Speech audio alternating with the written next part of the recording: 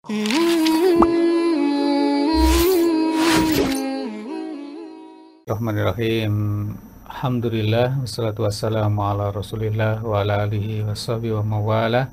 Asyhadu an la ilaha illallah, asyhadu anna Muhammadan abduhu wa rasuluh. Ya ayyuhalladzina amanu taqullaha haqqa tuqatih wa la tamutunna illa wa antum muslimun.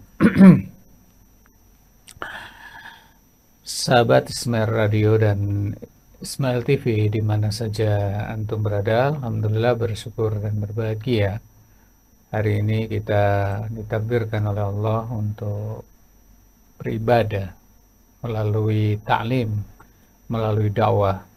Mudah-mudahan seluruh aktivitas kita diterima oleh Allah Subhanahu wa taala. Renungan pada kesempatan kali ini adalah siapa seorang pendidik terbaik. Tentunya beliau adalah Nabi sallallahu alaihi wasallam. Karena Nabi sallallahu alaihi wasallam mualliman rahima. Nabi sallallahu alaihi wasallam adalah seorang muallim, pengajar, ya, pengajar yang penuh dengan kasih sayang. Juga muaddiban rafiqa, ya, muaddib, ya, mengajarkan adab, ya, dan juga beliau adalah sangat sayang, berkasih sayang dekat dengan objek dakwahnya. Murabbiyan halima, beliau juga seorang murabbi, ya, insyaallah. Jadi muallim, muaddib, murabbi. Nah, beliau apabila melihat sebuah kesalahan yang dilakukan oleh sahabatnya, beliau tidak langsung mematahkannya, beliau tidak langsung katakanlah menghardiknya, ya, atau beliau tidak menjadikan objek dakwahnya tersebut lari terpirit-pirit menjauhinya. Sebaliknya, ketika beliau melihat apa yang dilakukan oleh sahabat itu benar, maka beliau memujinya, ya. Beliau membenarkan dan memujinya serta, ya, bersyukur tentunya. Nah, ini beberapa contoh. Misalnya ketika ada sahabatnya yang memang benar, maka beliau mengatakan benar gitu. Sebagaimana kalau kita lihat ketika Salman radhiyallahu anhu bertamu, ya, ke rumah saudaranya Abu Darda. Di situ Salman dipersilakan makan oleh Abu Darda, tapi kemudian Abu Darda mengatakan silakan makan, tapi saya sedang berpuasa begitu. Maka di saat seperti itu kata Salman, aku nggak akan makan sampai kamu sendiri ikut makan gitu. Akhirnya Abu Darda ikut makan alias membatalkan puasanya. Malam hari ketika Abu Darda ingin qiyamul lail di awal waktu, kata Salman, tidur dulu aja, nanti aja. Ya, akhirnya di akhir malam lalu Salman mengatakan, ya sekarang bangunlah kita salat berdua. Setelah itu kemudian dinasihati kan bahwa Tuhanmu punya hak, badanmu juga punya hak, istrimu juga punya hak. Berikanlah hak itu kepada yang berhak. Selesailah Salman pulang, lalu Abu Darda menjumpai Nabi Shallallahu Alaihi Wasallam, kemudian bercerita tentang apa yang dilakukan oleh Salman di rumahnya, ya. Maka kata Nabi, sadaqa Salman, berarti kan membenarkan kan, ya, Salman adalah benar. Berarti secara nggak langsung juga Nabi Shallallahu Alaihi Wasallam memberikan satu respon bagus, ya, bahkan pujian bahwa apa yang dilakukan Salman itu adalah benar. Nah, sebaliknya ketika ada sahabat yang melakukan kesalahan, Nabi mendidiknya dengan cara yang baik. Nabi tidak menjadikan dia lari terbirit-birit menjauhi Nabi Shallallahu Alaihi Wasallam. Sama sekali tidak demikian, karena beliau adalah seorang mu'alliman rahiman, mu'addiban rafiqa, wa murabbiyan halima.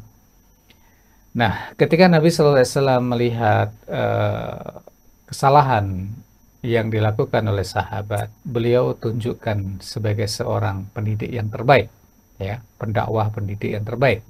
sebagaimana hadis yang menjadi renungan kita pada kesempatan hari ini.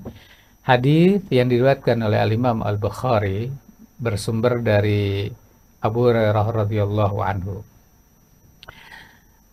Kata Abu Hurairah, ya, di dalam hadis ini Abu Hurairah menjelaskan kepada kita semua hari ini, ya, anna a'rabiyan, ada seorang A'rabi. Nah, A'rabi itu adalah alladzi yaskunu sahra minal Arab. Mereka yang tinggal di sahra itu apa namanya? Eh, padang pasir, ya. Ya, padang pasir yang ada di Arab. Ya, orang Arab Badui, padang pasir atau juga pegunungan lah, ya. Sahra, ya. Orang gunung lah, sebut saja begitu. Orang gunung, ya. Maaf, orang gunung, ya. Jadi Arabi itu adalah Arab gunung, ya. Arab gunung ini, kata Abu Hurairah radhiyallahu anhu, bala fil masjid. Bala fil masjid artinya ia kencing di masjid, ya. Bala fil masjid, dia kencing di masjid. Jadi orang Arab Badui, sebut saja begitu, ya, orang gunung, orang Arab, jauh dari pengetahuan, jauh dari ilmu, jauh dari pengetahuan, ya, datang ke Madinah, ya, kemudian ada tempat enak buat kencing nih. Ternyata itu adalah masjid. Karena di zaman Nabi SAW masjidnya terbuat, atau masjid itu tanah gitu, ya, lantainya adalah tanah, ya, dan bangunannya pasti bukan sebagaimana bangunan yang hari ini kita lihat. Dia tiba-tiba Badui tadi itu bala fil masjid, dia kencing di masjid. Nah, faqama ilaihin nas, ya, maka sahabat-sahabat yang melihat pemandangan tersebut, mereka itu marah, ingin memukul, ya, ingin menghardik, ingin, ya, macam-macam lah, ya, marah dan lain sebagainya. Jadi dalam hadis ini fathara ilaihin nas liyaqau bihi. Sahabat-sahabat ketika melihat Badui tadi kencing, mereka gergeten kan, mereka marah, mereka gergeten dan lain sebagainya. Nah, fa'amarahum Rasulullah Shallallahu Alaihi Wasallam, ya, ayat rokuhu hatta yutimma baulahu. Ya, kalau dalam hadis ini faqala lahum Rasulullah SAW, ketika sahabat-sahabat ingin menghardiknya, ingin marahinya, ingin dan sebagainya, maka Nabi SAW bersabda, berkata kepada sahabat-sahabat tadi itu, da'u, sudah, biarkan aja. Ya, wa ahriku ala baulihi dzunuban min ma'in.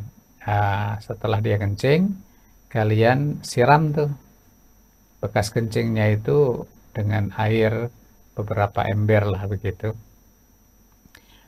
Fa innama bu'ithtum muyassirina wa lam tub'atsu mu'assirina. Fa innama bu'ithtum, kalian dibangkitkan, kalian diutus ini untuk memberikan kemudahan, ya, tidak diutus untuk membuat kesulitan atau kesukaran. Maka kembali kepada hadis tadi, ya, kalau kita lihat bagaimana Nabi Shallallahu Alaihi Wasallam berakhlak mulia, ya. Beliau memerintahkan, ya, agar sahabat-sahabat yang marah melihat Badui tadi kencing di masjid tadi itu, ya, Nabi memerintahkan mereka untuk meninggalkan, biarkan aja sampai kencingnya betul-betul sempurna, ya, seperti itu. Nah, kalau pas kencing terus dihardik, kencingnya kemana-mana, betul kan? Betul. Bisa mengenai dirinya, bisa malah kemana-mana. Biarkan di satu titik aja dia kencing begitu. Ya, dan Nabi Shallallahu Alaihi Wasallam memerintahkan para sahabat untuk menuangkan air, ya, di bekas kencingnya tadi itu, ya. Kemudian menjelaskan kepada sahabat-sahabat bahwa anna hadza min yusri syariah. Sesungguhnya ini dari kemudahan syariah. Wa annahum innama bu'itsu muyassarin, karena sahabat-sahabat itu tentunya Nabi yang paling diutus, kemudian sahabat mengikuti ya, menjadi calon-calon dai, itu adalah memberikan kemudahan fi ta'limin nas amrodinihim, di dalam mengajarkan agama ini kepada manusia. Walam yub'atsu mu'assarin ya, walam yub'atsu mu'assirina ya, mereka tidak diutus oleh Allah menjadi dai-dai yang menyusahkan gitu ya. Jadi kalau kita lihat sekarang ada dai yang serba membolehkan, ada dai yang serba melarang gitu ya. Nah, Ya seharusnya kan proporsional aja. Yassiru wala tu'assiru. Mudahkan, jangan dipersusah. Orang ketika mau tobat kemudian disusah-susahin ya nggak jadi tobat ya kan. Orang ketika bertanya tentang Islam dicurigai dulu ya nggak jadi masuk Islam. Ya, orang ketika datang ke masjid sebuah komunitas tertentu, belum sudah ditanya, diinterogasi, ya nggak jadi masuk ke masjid tadi itu kan. nah, Bahwa dakwah itu yasir wala tu'asir gitu kan. Agar apa namanya, mempermudah gitu loh, bukan mempersusah gitu. Nah, akhirnya sahabat-sahabat tadi mengikuti apa yang dikatakan Nabi Shallallahu Alaihi Wasallam. Mereka menuangkan air ke bekas kencing badui tersebut ya. Nah, di dalam riwayat yang lain, di dalam Sahih Muslim dari hadis Anas bin Malik radhiyallahu anhu. Kalau yang pertama tadi dari Abu Hurairah, sekarang yang kedua dari Anas bin Anas. Malik radhiyallahu anhu, dan ini tercantum di dalam Sahih Muslim. Di dalam Sahih Muslim ini, inna Rasulullah Shallallahu Alaihi Wasallam da'ahu. Ya, Rasulullah SAW kemudian memanggil orang tersebut. Artinya badui tersebut dipanggil oleh Nabi Shallallahu Alaihi Wasallam, dan tentunya setelah bekas kencingnya tadi disiram air ya, karena perintah kepada sahabat Nabi Shallallahu Alaihi Wasallam agar mereka menuangkan air. Jadi setelah baunya hilang, bekasnya hilang, karena langsung hilang karena di tanah atau di padang pasir begitu ya. Ketika itu kemudian Nabi SAW memanggil badui tersebut, lalu memberikan nasihat. Apa nasihatnya? Inna hadhil masajid, sesungguhnya masjid-masjid itu la tasluhu li syai'in min hadzal baul walal qadar, tidak boleh dikencingi, tidak boleh dikotori. Di masjid itu tidak boleh dikencingi. Tadi berarti Anda tadi kencing di dalam masjid itu nggak boleh. Nah, berarti luar biasa kan?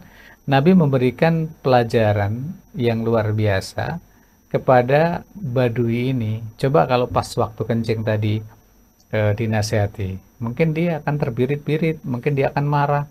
Karena kan nahan kencing itu sesuatu yang menyakitkan kan? nah, Pas di tengah kencing kemudian dihardik malah dikencingin, itu yang melarang. Bisa jadi kan seperti itu. Makanya luar biasa dibiarkan oleh Nabi SAW. Ya. Dan kemudian dinasihati tadi bahwa inna hadhil masajid la tasluhu li syai'in minal bauli wal qadar. Masjid ini nggak boleh dikencingi dan tidak boleh dikotori. Terus untuk apa kalau begitu fungsi masjid? Innama hiya li dzikrillahi azza wa jalla. Ya, masjid itu untuk zikir kepada Allah Subhanahu wa taala, wassalati, dan salat, wa qiraatil Quran, dan baca Al-Quran. Seperti itu. Dan sekarang ini masjid-masjid kita ini kadang-kadang fungsinya selain sholat, selain zikir, selain baca Al-Quran, sekarang buat pengumuman-pengumuman. nah, Gitu kan? betul. Pengumuman kematian. Ya, itu kan sesuatu yang di luar fungsi masjid ya. Ya, orang meninggal diumumkan di masjid itu. Ya. Ya, dalam hal ini ada pembahasan tersendiri ya soal na'yu itu kan. Soal pengumuman kematian itu bagaimana seharusnya yang boleh menurut syar'i kan gitu. Ini masjid bukan untuk mengumumkan kematian ya. Apalagi mengumumkan apalagi gitu ya. Kehilangan. Ini saudara kita kehilangan sapi, diumumin di masjid. Ya, ini teman kita kehilangan motor, kehilangan mobil. Wah, ini keluar dari fungsi masjid, karena Nabi SAW menyebutkan innama Ini kan khalful hasr ya, sebuah pembatasan bahwa masjid itu adalah lidzikrillahi azza wa jalla, untuk zikir kepada Allah Subhanahu wa taala, wassalah untuk salat, wa qiraatil Quran dan baca Al-Quran. Al-Quran. Tentunya taklim juga boleh, kan bagian dari zikir kan. Nah, Taklim ya, mengajarkan, belajar mengajar Al-Quran di masjid, kajian-kajian ilmiah di dalam masjid tentunya boleh, karena itu bagian dari zikrullah azza wa jalla. Nah, sebentar lagi kampanye di masjid boleh apa enggak ini? Iya, kalau berbicara politik tapi nggak kampanye boleh apa enggak, kan gitu ya? Karena kalau kita nggak boleh berbicara politik, ya Quran nggak bisa diajarkan. Al-Quran berbicara tentang hukum, betul nggak? nah. Al-Quran berbicara bagaimana cara memilih pemimpin, kan disebutkan di Al-Quran kan? Kalau itu disebut dianggap politik, wah kalau gitu, wah kita nggak bisa ngajarin Al-Quran di masjid gitu. Nah, di dalam hadis ini apa pelajaran-pelajaran yang bisa kita dapatkan? Eh, Husnu ta'limin Nabi Sallallahu Alaihi Wasallam warifkuhu, ya, bagusnya, alangkah bagusnya pengajaran Nabi Shallallahu Alaihi Wasallam dan kedekatan beliau, kasih sayang beliau, rifqah beliau kan gitu kan, kasih sayangnya luar biasa. Ya kalau hari ini misalnya kita ya berada di masjid, tiba-tiba ada yang kencing di masjid, apa reaksi kita? Mungkin kita bodoh-bodohin kan ya, kita mungkin pukul dan sebagainya. Kamu nggak tahu apa ini masjid kan gitu ya, dan lain sebagainya. Tapi itu nggak terjadi pada diri Nabi Shallallahu Alaihi Wasallam. Maka eh, ketika ada riwayat, ada penjelasan di referensi yang lainnya. Ketika Badui ini selesai atau menyelesaikan hajatnya, kencing tadi itu, udah kebelet rupanya ya. Nah, kemudian kencing, lalu sahabat Nabi SAW memberikan apa namanya, air tadi yang sebelumnya marah-marah gitu ya. Badui ini memperhatikan, ternyata hanya Nabi yang tidak marah itu. Maka dia berdoa, ya Allah rahmatilah aku dan Muhammad saja, yang lain nggak usah gitu. Karena saking gregetan ya kan, masa mau diusir, mau dimarahin dan lain sebagainya. Tapi Nabi memperlakukan objek dakwahnya ini dengan sangat santun luar biasa. Maka dia berdoa, ya Allah rahmatilah aku dan Muhammad saja, yang lain nggak usah. Sejauh apa namanya segitunya gitu ya, melihat akhlak Nabi Shallallahu Alaihi Wasallam. Kemudian pelajaran yang lain adalah arifku bil jahil. Ya, lemah lembut kepada orang yang bodoh. Berarti Badui tadi statusnya bodoh, jahil. Dia nggak ngerti kalau itu adalah masjid. Seandainya dia ngerti, mungkin dia tidak kencing di masjid itu. Nah, yang namanya jahil ini siapa? Kan persoalannya di situ. Sekarang kita lihat banyak orang-orang jahil, nggak ngerti kalau dia jahil. Ya, dia mencela Islam semaunya, berarti kan dia jahil. Nggak ngerti kalau dia itu dikatakan jahil, padahal dia jahil gitu. Jahil bukan bahasa Indonesia ya, tapi jahil bahasa Arab, artinya bodoh. Zaman kebodohan dulu itu disebut dengan zaman jahiliyah. Apakah mereka tidak mengenal Allah? Mereka mengenal Allah. Secara rububiyah mereka mengenal Allah, tapi mereka tidak mau beribadah kepada Allah Subhanahu wa taala. Mereka beribadah menyembah patung-patung, berhala-berhala itu, maka ini jahil. Jadi bagaimana terhadap orang-orang jahil ini dakwahnya ya arifku, ya lemah lembut. Memang dia jahil, dia bodoh, dia nggak ngerti gitu kan. Kemudian juga bagaimana mengajarkan kepada orang jahil ini tanpa menyakitinya ya, tanpa apa namanya, juga tanpa meremehkannya kan. Ah, orang bodoh nggak perlu didakwain deh gitu kan. Nggak juga gitu. Juga di dalam hadis ini menyebutkan betapa najis ya, jadi kencing manusia itu najis ya, najis. Dan kita bisa secara fikih, apa yang keluar dari tubuh manusia itu kan terbagi-bagi, ada yang najis, ada yang tidak najis, ada yang diperselisihkan ya.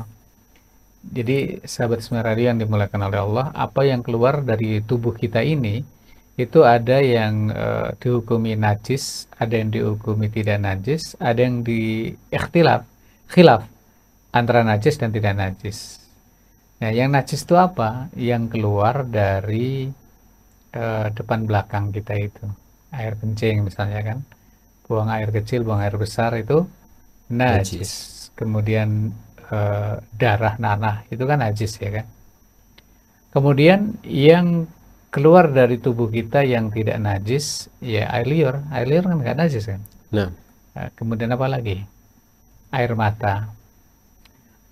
Yang keluar dari telinga itu apa namanya itu? Ya keluar dari telinga lah ya. Itu kan ada kotoran tuh, itu nggak najis. Atau keluar dari hidung, upil. Iya, upil ini kan. Upil itu kan kecil ya. nah, Tapi ibu-ibu sering kalau nawar jeruk segini, seupil-upil aja kok mahal gitu. Kata penjaganya, bu cantik-cantik begini kok upil ibu seberat apa? Sebesar jeruk ini kan. Gitu. Jadi itu tidak najis. Air mata, air dari air liur ya, itu tidak najis. Ya. Ada yang diperselisihkan antara najis dan tidak najis. Apa itu air mani? Air mani, air sperma. Ada yang mengatakan najis air sperma itu.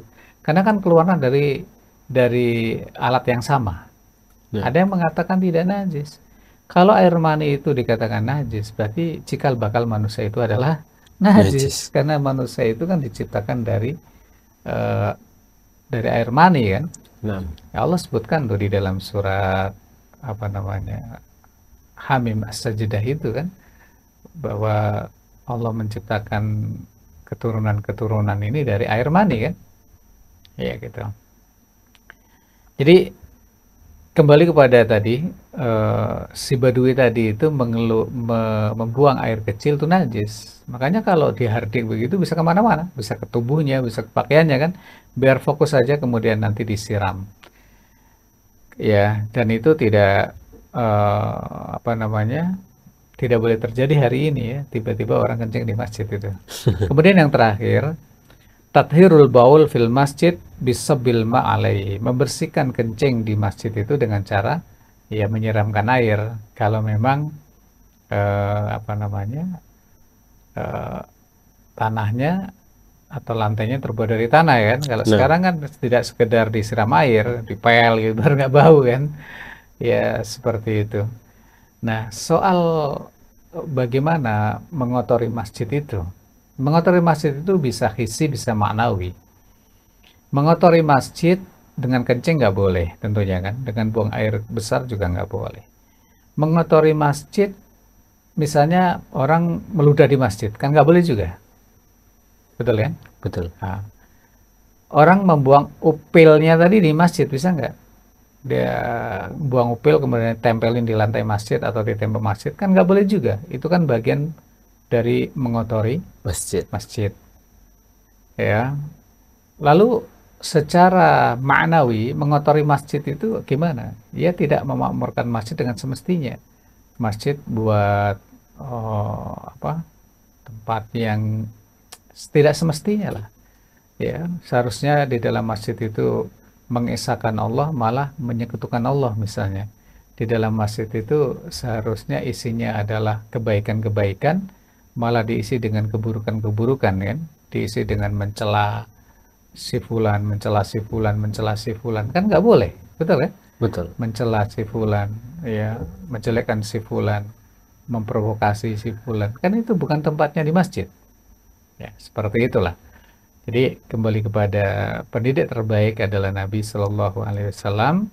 Ya, dalam kasus ini kaitannya dengan betapa beliau lemah lembutnya, sayangnya ketika ada sahabatnya yang salah ya, yang melakukan kesalahan kencing di masjid. Masjid. Wallahu a'lam bishawab.